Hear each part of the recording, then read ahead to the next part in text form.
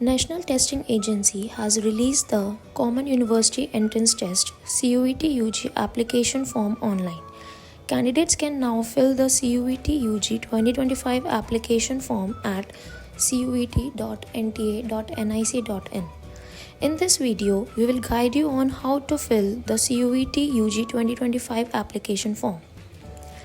To begin with the registration process, you must visit the official website of CUET UG 2025 cuet.nta.nic.in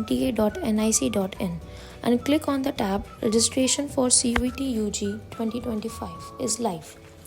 Now click on CUET UG 2025 registration. You will be redirected to CUET UG registration page. The screen will display the list of documents that you can choose from. You will have to use any of the identity proofs to proceed with filling the application form. Enter the personal details such as applicant name, father's name, mother's name, date of birth, gender, permanent address, email ID, mobile number, and password. Review the final information entered before the final submission. You will receive the OTP on registered mobile number. Enter the OTP to verify yourself.